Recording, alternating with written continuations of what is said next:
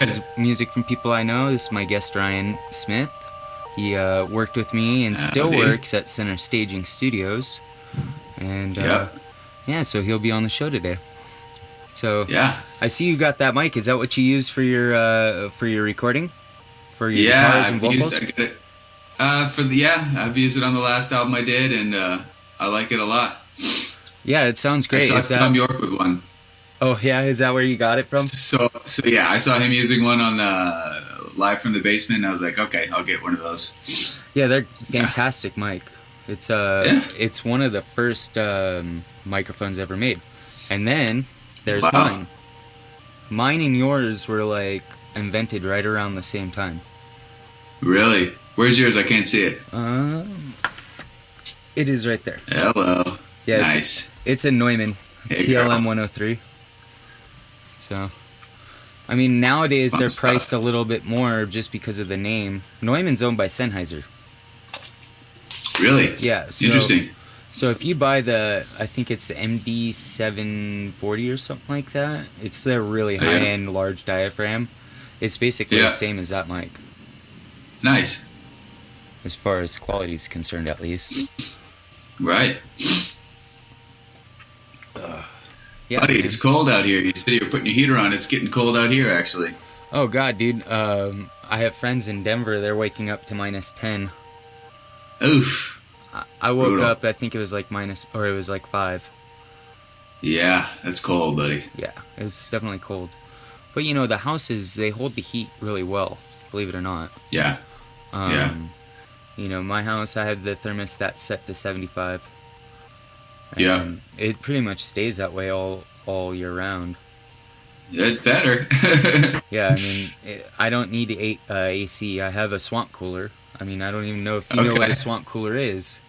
We had one at CS a long time ago. Right, yeah, they don't have them in LA. It was okay. No. I don't know where that one came from. No, it's a desert thing. It has to be dry. Really? Yeah. Really? Okay. Yeah, otherwise you're just putting more moisture in the air. Okay. Because what it So what is it? It's a big vat of water that has a big fan on top of it.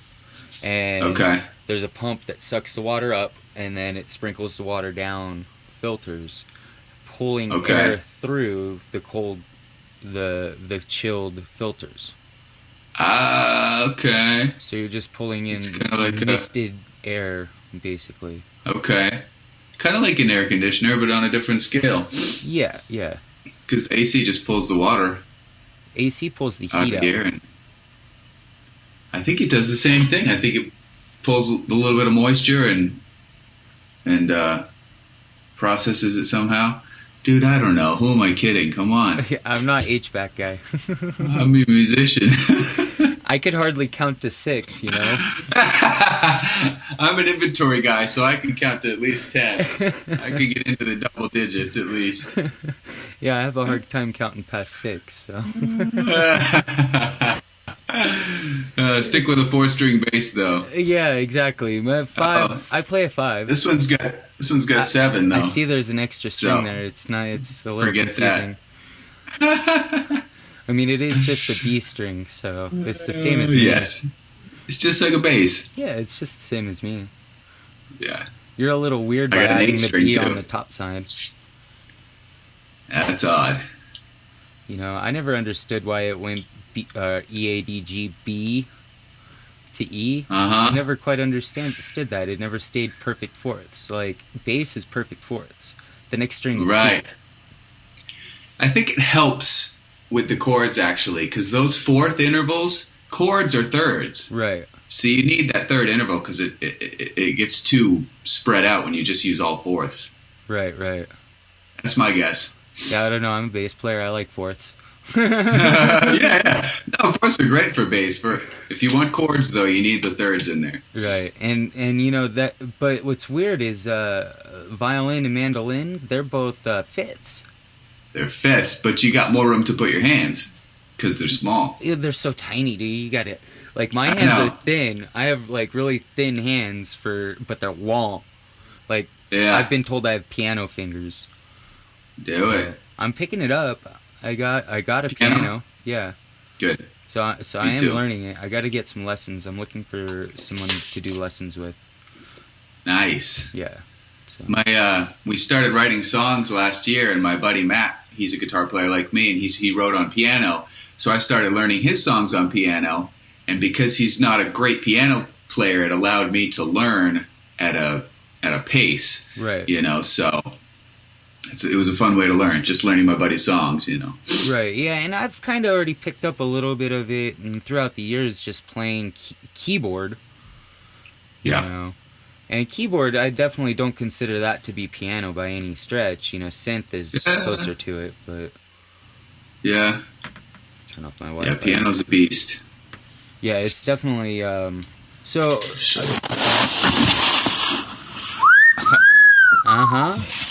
Oh, yeah. Yeah, she is nice. I got mine. She's behind the screen. Hello. Yeah, I'm hiding her. Mine's actually, I got the Native Instruments one, and then I've got Native Instruments Complete, so I've got like the whole sound package. That's hot right now. Oh, dude, everything's made in Native Instruments as far as samples and sounds and stuff like that. Really? Yeah, that's what everyone's using right now. That and, like the DJ software that they have is really, really pretty damn good. Tractor. Really? Yeah. A lot of DJs are using Tractor, and a lot of synth guys are using Native Instruments plugged in with their computer, and they'll just use any synth controller. Yeah. There you go.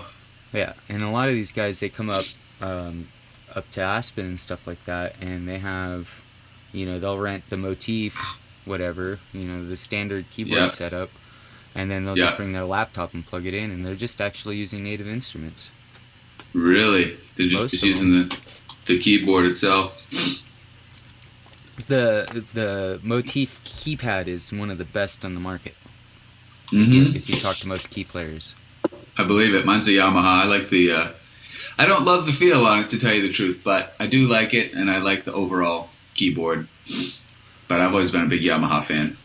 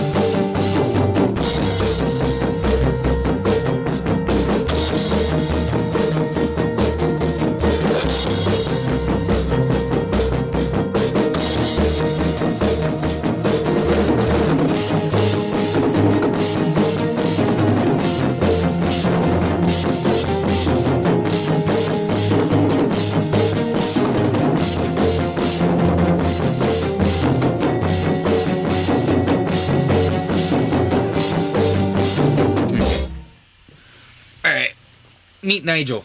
This is my pup. Nigel?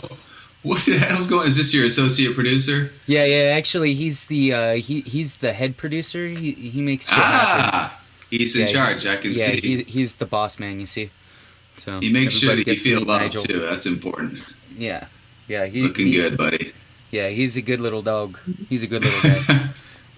He's a Yorkie Wawa. He's gonna be in the show. Yorkie Wawa. Yeah, Yorkie Nice. Wawa. Part Yorkshire Terrier pedal. and Chihuahua. Oh, that kind of Wawa. A hua. Yeah, he's definitely got Chihuahua in him, but he's more Terrier. Definitely more Terrier. He looks more Terrier. Cutie. Okay. He's being a pain in the ass. He's like, nope, he's going to be in the show. Yep, he wants to be in it. Hell yeah. That's alright. Dude, check this out. My dad made this. It's a pick made of Bakelite. It's like an old, I think, oil-based material. They used to make a lot of antiques out of it. My dad sent it to me. It's pretty hard, actually. But it sounds really good on the Gibson. It has a lot of clarity on the notes. I don't usually like hard picks. He does, but I like this one for some reason. See, we're talking about picks. I used the yellow Dunlops. Nice in the middle, standard. Hello. That's it. Yep. Yep. That's what I Sometimes use. if I strum too loud, go a little bit later because I'm strumming too loud. See, and I go the other direction. Orange. I go to the blue ones if I feel like I'm strumming too loud. Oh, really? That helps you? Yeah, it gets me to not hit it as hard, I think.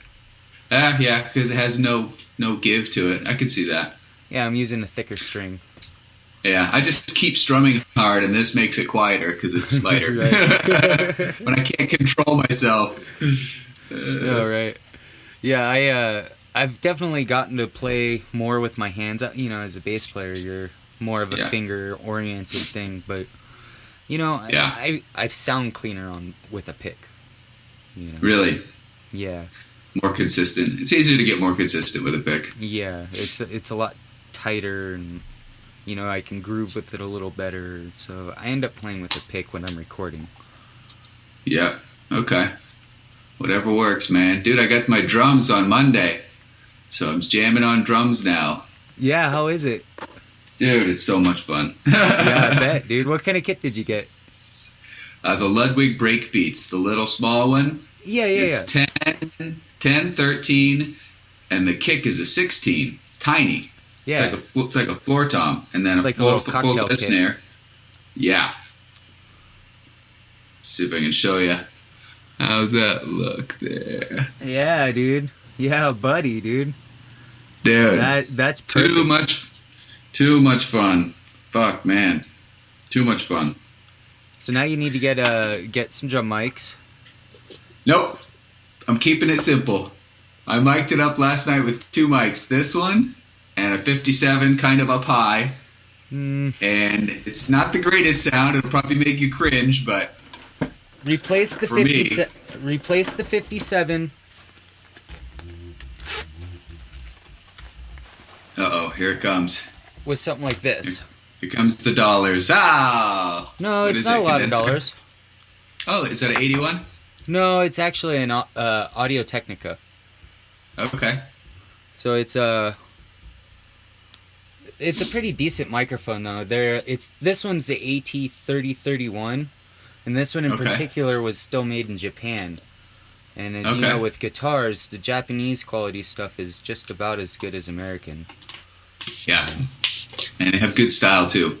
Yeah, exactly. I love the Fender Japan stuff. Very cool. Yeah, Japan product is really, you know, as far as music gear goes, it's really as good as American product. Yeah, a lot of Same times. with German. Yeah. I like the German products they too. They do bass stuff. I know they do bass stuff. Warwick, Hughes and Kettner. Spectre, Hughes and Kettner. That's good stuff. Yeah. Angle. They do that. That's true. Neumann, Sennheiser. Neumann, really? Okay. Yeah. Okay. Wow. That is good stuff.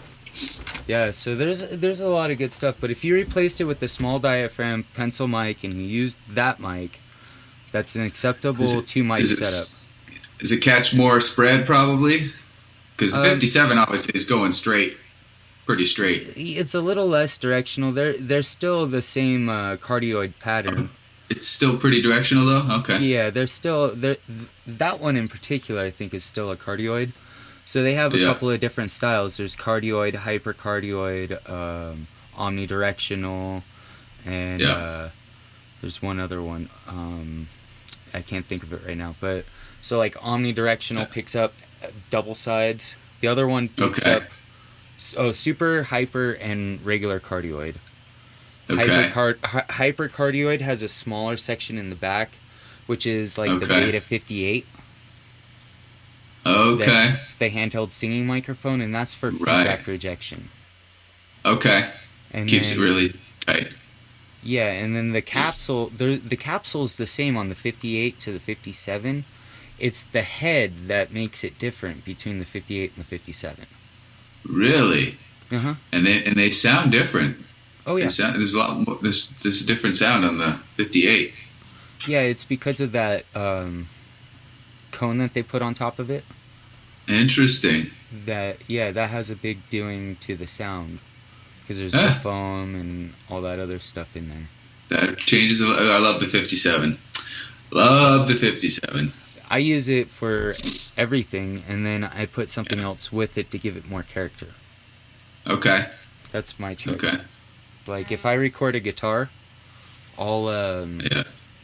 I'll have like an SM57 and then a stereo pair of Sennheiser 609s. Okay. They're the flat paddle microphone from Sennheiser. I have one of those. Yeah. Yeah, those sound beautiful. I talked to yeah. I don't have a real critical ear for this type of thing, but I was talking with Dan Bull he makes 65 amps. Okay. 65 amps? Not familiar. They're good amps out of like North Hollywood. They're high-end boutique stuff. He said, yeah, when I watch TV, I can hear this 57. I can tell it's a 57. And he likes the 609. And so based on that conversation, I got a 609. So yeah, so I don't know if I noticed a huge difference, but I'm sure it's there. The 609 has a little more body.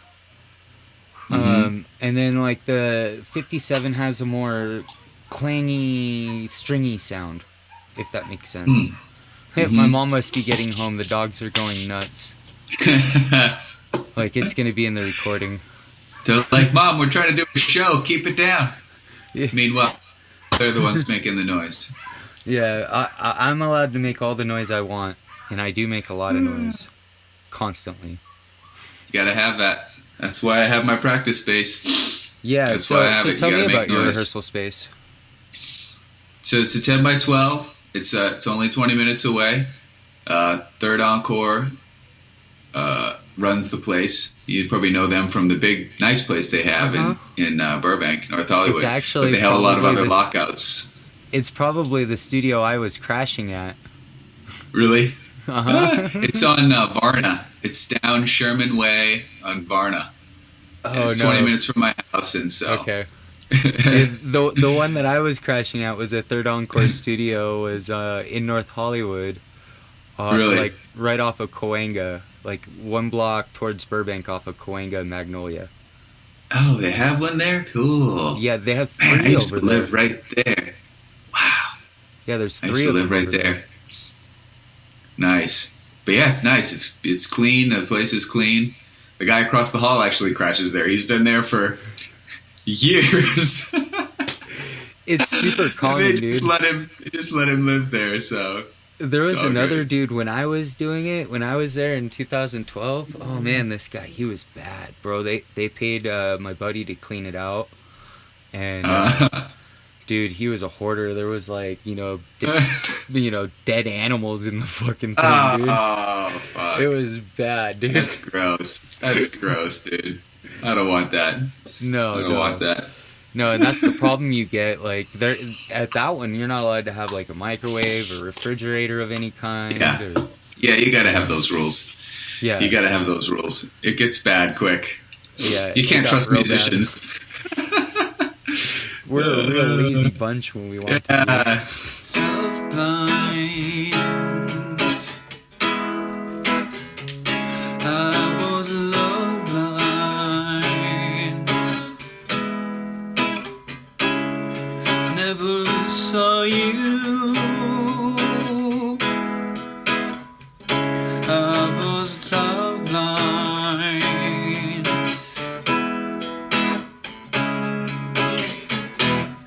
Now love is a disease. I'd outlaw it if I could. It twists the object of desire beyond recognition and renders impossible appreciation. Love-blind, I was love-blind. Never saw you.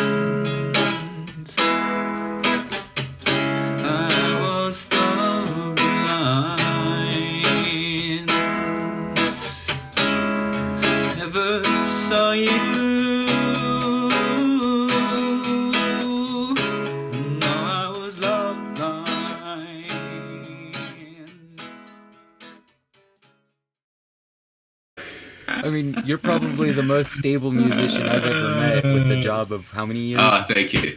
Thank you. I've been there 12 years. I know. Yeah, that's pretty stable, dude. Can't imagine it. It's because, I don't know, I have the music outlet to keep me level.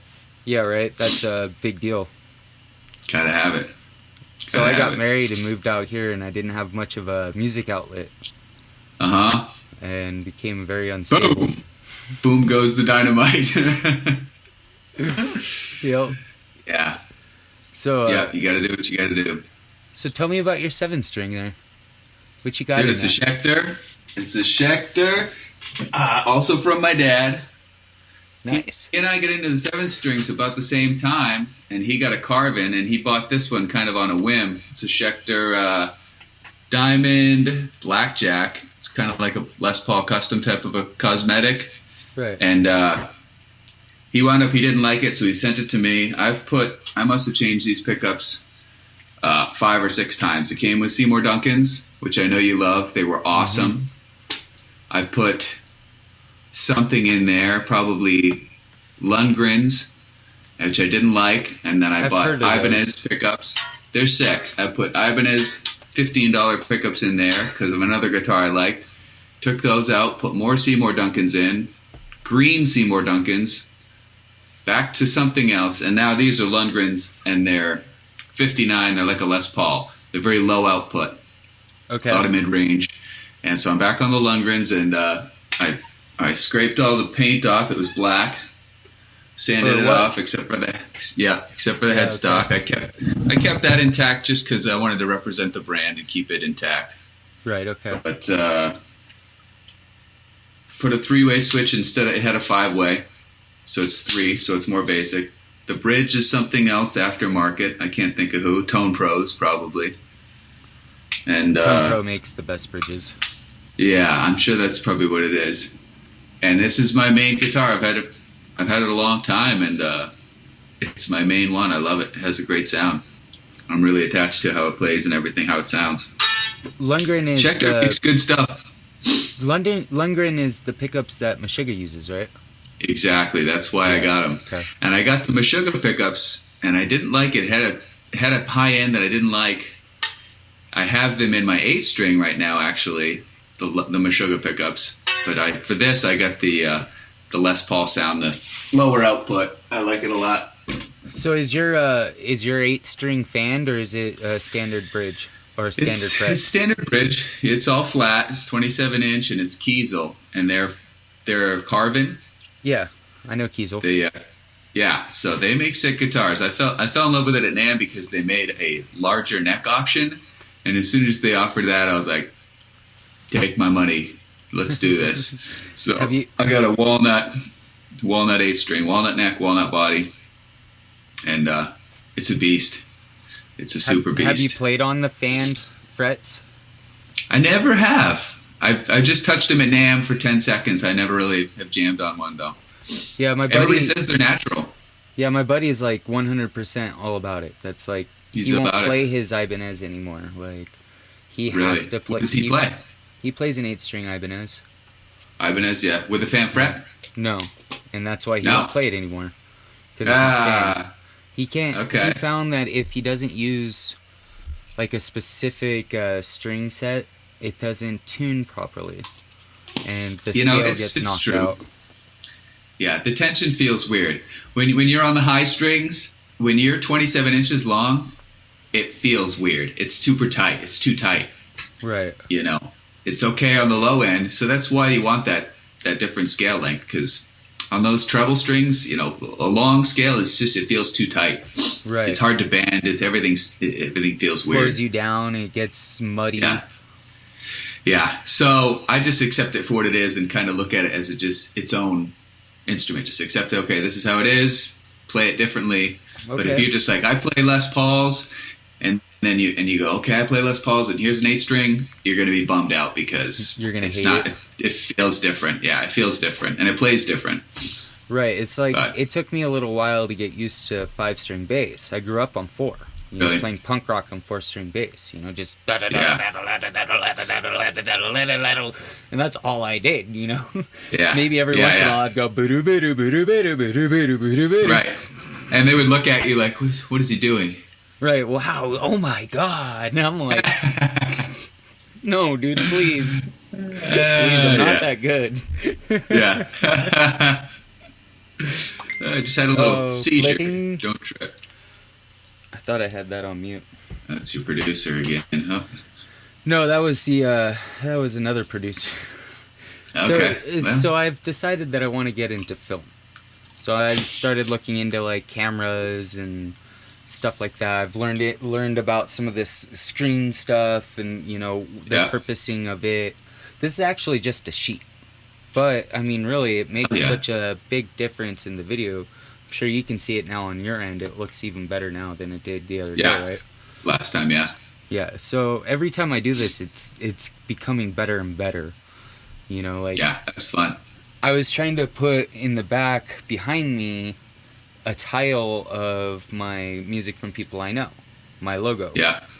And because I was recording that at the same time as recording everything else, my computer just didn't hang. Couldn't handle it. Okay, yeah. And so you're going to do it afterwards? Yeah, now I'm going to do it After Effects. I might not do it because it looks good. I mean, it really does look fine, you know. Really? Just with that sheet? Dude, whatever works. And I could always just plaster the logo over your face and over my face and just, you know, we could be talking logo faces. Dude, okay, now we have to do that. I want to be tied. I just want to be tied. No, or be McDonald's. careful. Before you know it, they're going to have a Tide warning label. This is not candy. Please do not eat. Oh, please. So please. I don't know how you feel about this, but I think that Darwinism is the best thing on fucking planet Earth, and natural selection needs to happen some more. That's it, dude. That's it. Just let people at it. They'll work it out. I'm not saying kill all the stupid people. I'm simply saying remove the warning labels. Yeah. Yes, exactly. And nature will take its course. I think it'll fix itself at that point. Yeah, exactly. We don't need to help too much. No, we don't need to aid the process. Just let it go, yeah. Oh my God. So tell me about Dead Hooker. Did you get to watch the video that I made? Dude, I watched the first few seconds, and I was excited that you made something with it, but I didn't take the time to watch the full... Did you do a whole thing? Yeah, I did a whole thing for it. Who were those people in it? I was like, dude, this is crazy. So I have to actually say this. I don't exactly know where I got it from. I got it from YouTube, and it just showed up in my list of next up, and it was perfect. It said royalty free. Wow. But perfect. I don't know who I got it from, so I kind of feel bad because I can't give proper credit to who filmed it. Cool. But do know that, you know, it's not for commercial use, but you can use it for whatever value it's worth. You know, you can pass it around and post it up. I'll send it over. I'll send another version of it for you. Okay, rad. I've found different versions work. Can you put it on YouTube? Yeah, it's going to be in the video. Or would that be... Okay, cool. Awesome. Yeah, it's going to be in this episode. Awesome. I've never had a music video that I'm aware of, so that's pretty rad. Well, that's a new service I'm thinking of taking on, so you know a guy. Look at this guy. He's just killing them all. You know, I only got one stone here, so I got to catch as many birds as I can with this one fucking stone. For real. Man. Isn't that it? So tell me about Dead Hooker. How did that song come to be?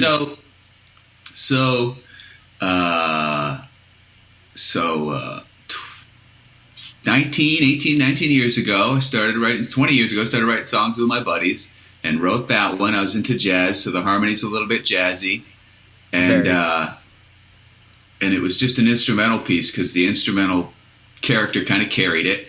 And then 10 years ago, I had written a few sets of lyrics for it. And 10 years ago, I was in Austin, Texas I kind of went out of my mind, and I was like, I'm going to move to Austin. I hate Los Angeles. So I moved there like an idiot, like a musician. And I wrote that song. It's just kind of about love, you know, and how I can't get it right and how it feels and everything. And it turned into a really cool tune because I think the harmony is really strong. And so when I recorded it, I put some horns on there. Somebody recommended it. I thought it was a great idea. I put some trumpet and trombone, and it doesn't come out great. It's on a keyboard, a Yamaha. But I love how it came out. Yeah, I love how it came out. So it...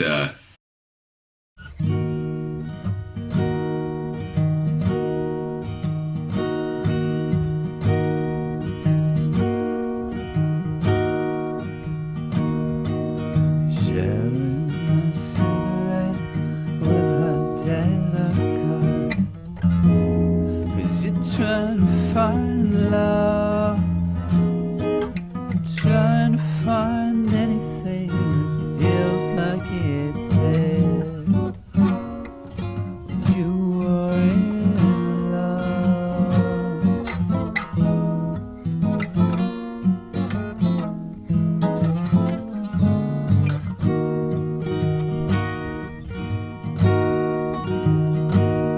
The way that you loved her, the way that it felt, the way that she broke your heart.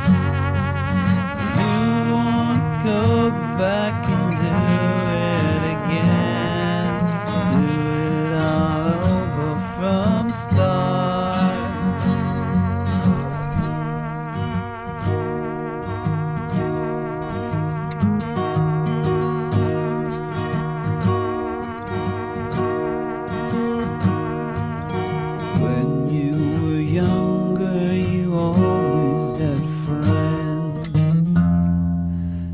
They were the world. Now that you're older, it's bigger than them. Now you're alone.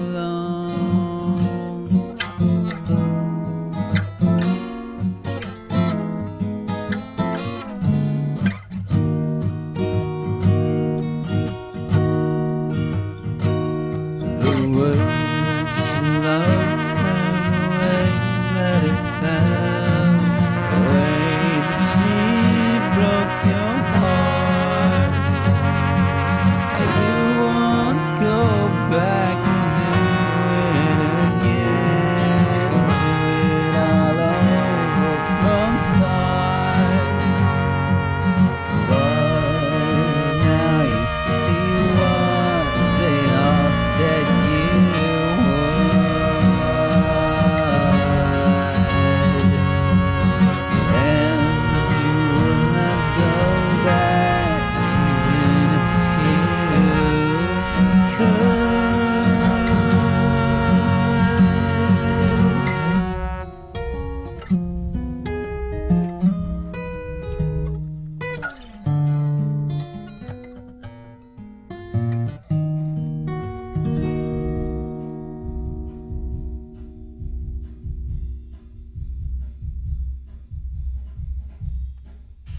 It makes me happy. It's definitely a good song. I was sitting there like rocking it while I was listening to it. It reminds me of I forget who does the original of it, but the funny version of it is No Effects on Ribbed, you know, Together on the Sand.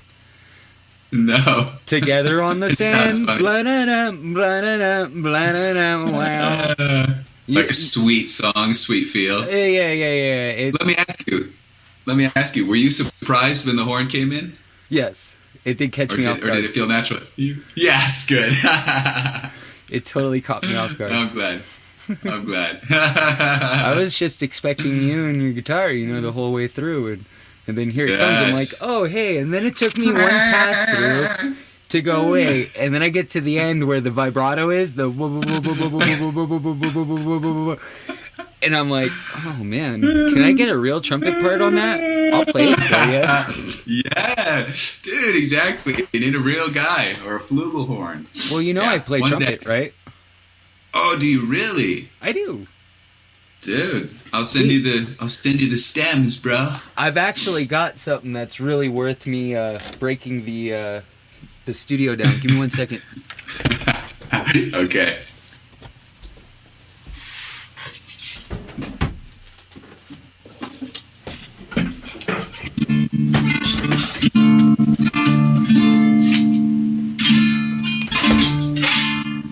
Uh-oh, here it comes.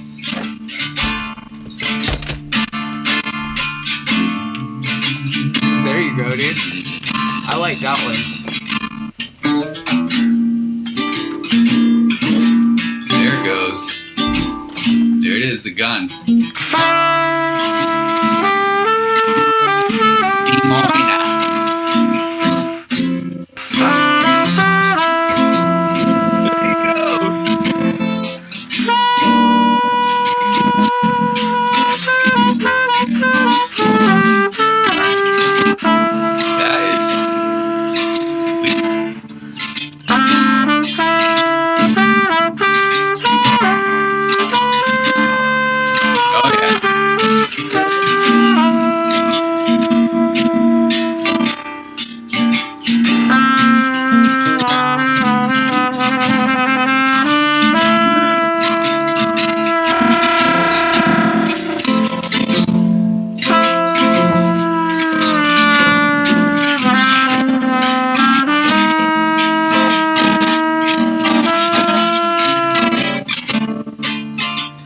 Dude, that's it. That's magic. Right? I love this thing, dude.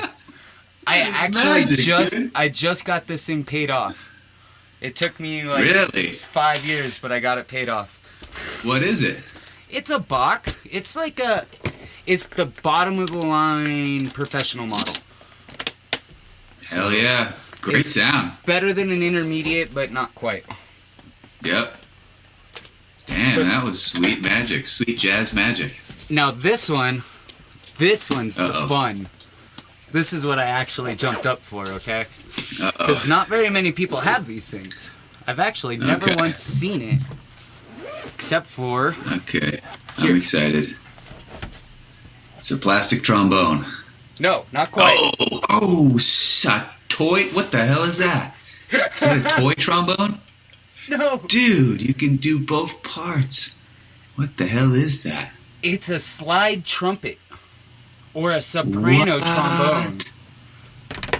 Wow, is it the same range as a trumpet? That's nuts. So, this thing... What the hell?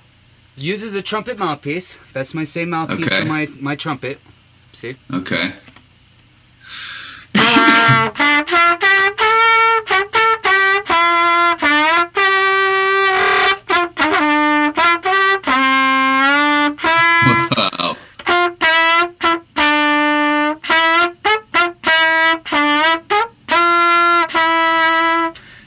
Sounds a little drier.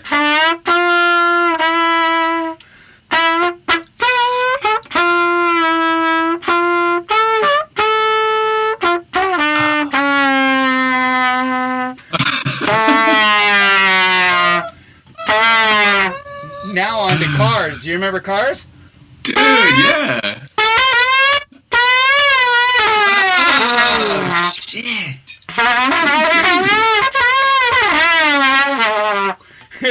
Formula One. Dude, that's crazy.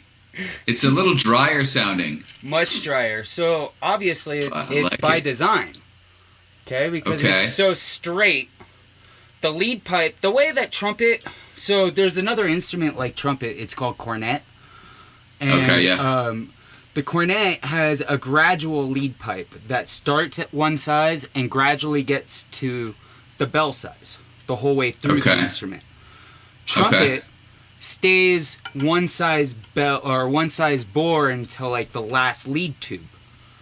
Now this is one bore all the way through until the very end lead tube. So that has an effect on the tone. And I think that's part of what makes it so dry. Plus, this is just a student instrument. Okay, yeah. I don't think I've ever seen that before. That is fucking sick. Right? I seen it once on a TV show just recently on Netflix. And okay. I'm not sure. It's like Dixieland or something? No. New Orleans? No, it was used as a toy. Okay. Yeah, it was represented as a toy. People who don't know they don't know what they're playing with. Right. They don't know that that's actually like one hell of a really cool instrument. That's crazy. I never even heard that. That's awesome. Do you have a trombone? So, when I bought my trumpet, I first had bought a trombone. Yeah. And I was, and I had bought this little cheap garage sale trumpet. Okay. I was giving lessons on trumpet to a student, and decided I needed to up my game on my trumpet, so I traded the trombone back and got a trumpet. Okay. So no, I don't have a trombone, but I will probably be buying another one. Sweet. Have you seen those plastic ones? $150? No. Dude, they look awesome. I want one. They're $150, and you can get red or purple or green, and I don't know if it has a plastic mouthpiece.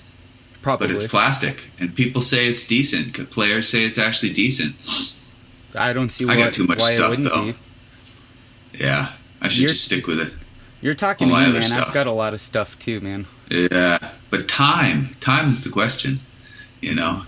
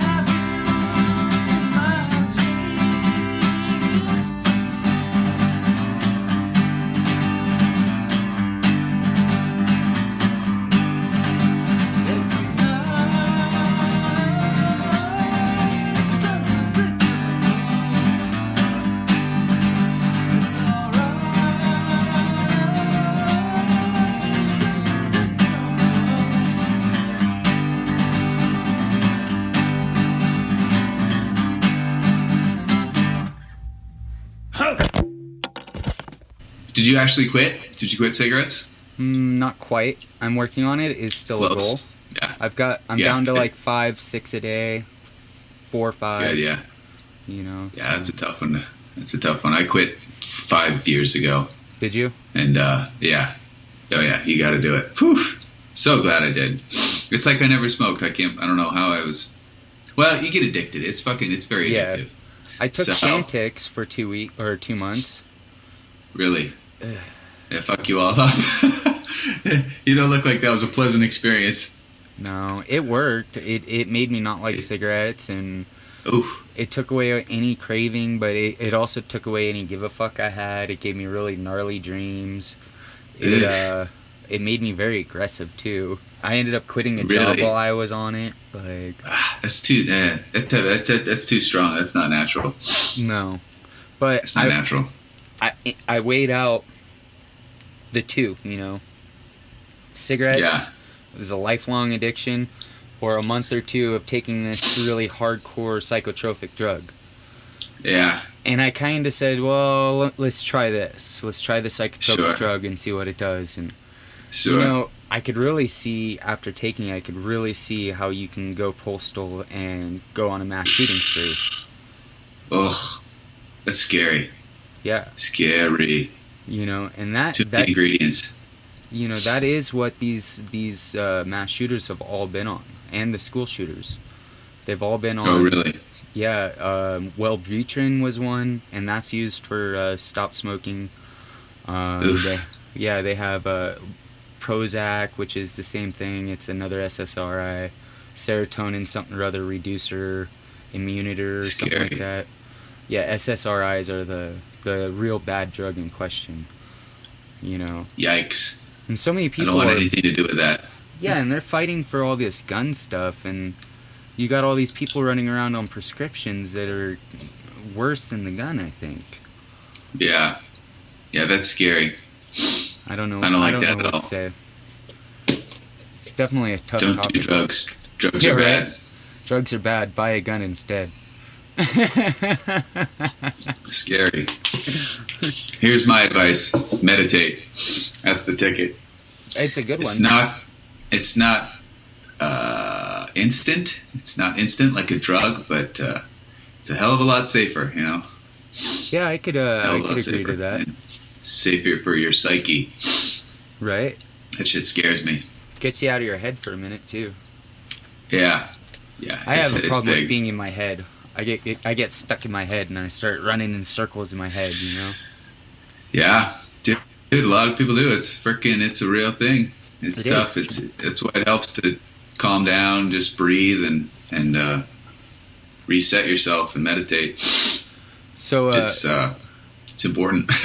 So you were mentioning that you had to drive 20 minutes to get to your recording studio. People think I'm crazy because my job is an hour and a half away from me, and it's a commute, you know. And I tell them, well, you know, I used to live in LA where you gotta commute to do anything. What's the commute like in LA now? What's your commute? Well, mine is 5 minutes because I'm not playing the commute games. You know, right? Okay. I was giving my thanks today because I only live 5 minutes away, but I won't have it any other way. I'm not going to drive around for hours on end. It's just not something I'm willing to do. You know. But in order to do that, you had to sacrifice nice living. Do you live in like North Hollywood or? It's not bad. I live in Burbank. Oh, you are in Burbank. I live with a couple. Yeah, I live with a couple roommates, and it's awesome. Actually, I dig it a lot. Yeah, okay. I still got my practice space where I can go make noise But you have to have two roommates, right? You can't do it on your own. Yeah. Oh yeah, exactly. Totally. It definitely costs. Yeah. See, out here, if you live where I live, you can do it on your own. Really? Anybody can do it for sure. I mean, it's only $800 a month, and I got 3 bedrooms, a front yard, a backyard, a beautiful view. Yeah. You know, I've got probably 4 times what you have for, 3 times as less. You know. Yeah, that's a whole different lifestyle. Yeah, it sure is. Yeah, you live in places like LA and New York and these other popular places, and it's expensive. It's a trade-off, you know. Denver apparently is getting there. Really? It's on a major rise as far as cost. Colorado's booming anyways, isn't it? Yeah, it started. Seems like everybody's going there. Yeah, when I first moved here in 2007 was kind of like the beginning of the local boom, and then the bubble burst in 2008, hit here in like 2009. And after that it kind of slowed down, and it's now starting to pick back up. Because it's a tourist area where I'm at, it's slower to start and slower to hit. Okay. Yeah. Interesting. So I don't know quite how it works, but I've seen it happening here where you can tell that things are on the rise because people are starting to come back and tourism's picking up, and you know that's our biggest deal is tourists. So if people aren't making money, they're not going on vacation. Okay.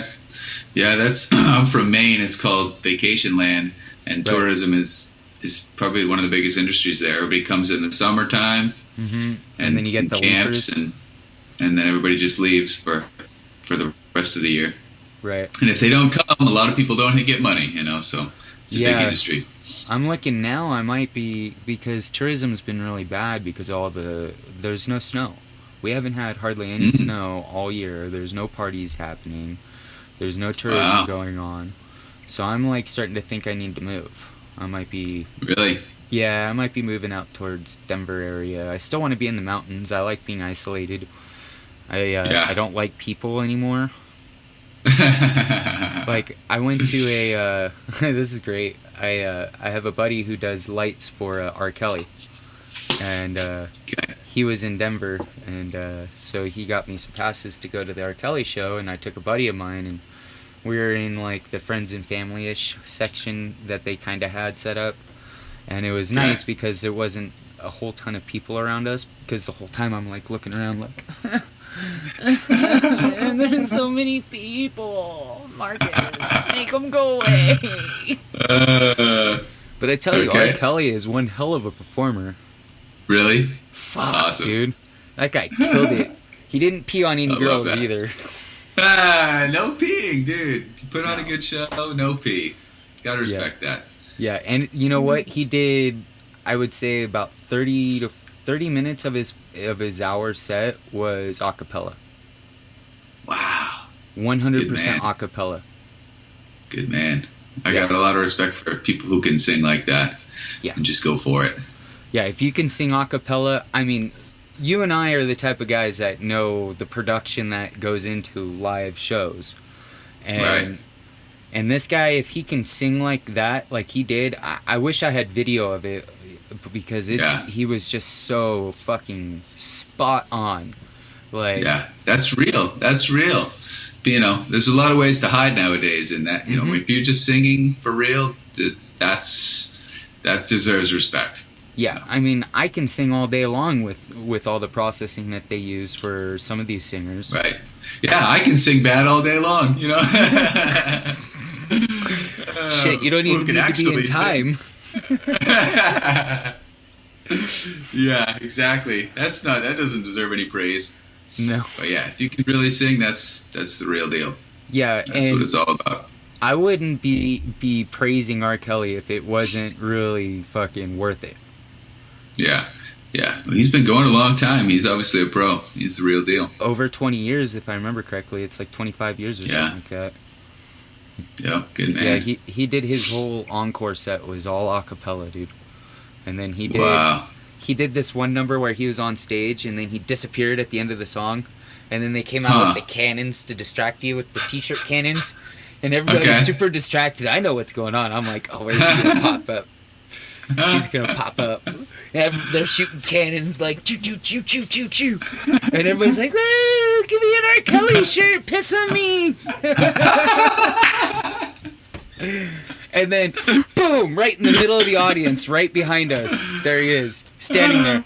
With the wind blowing, shirt wide open, fucking... And then he goes at it, dude. He did his whole a cappella set in the audience. Damn. Yeah, it was pretty rad. Real. That's awesome. So tell me about working at Center Staging. What's that like? Dude, it's rad. We just opened a new office in New York, and sent a bunch of backline there. Got 3 or 4 guys. Now it's like 8 or 9 guys, and been grabbing shows over the few months, and then we just did Grammys in 2 weeks ago, 2-3 weeks ago. That was a big push. We took like 8 or 10 guys. Oh yeah, it's huge. This one was really tough because after 15 or whatever years in LA, we've done it and we're ready for it. We know how to do it. We've got a lot of practice. So all of a sudden they move it to New York, and we have brand new guys, and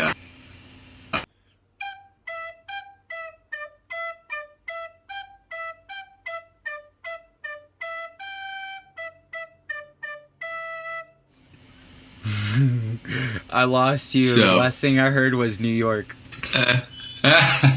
You sent a bunch of new guys to New York. Yep. Yeah. Am I back? Yeah, you're back. Yeah.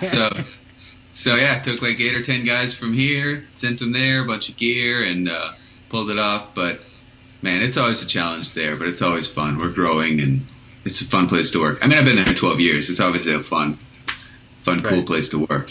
Great people.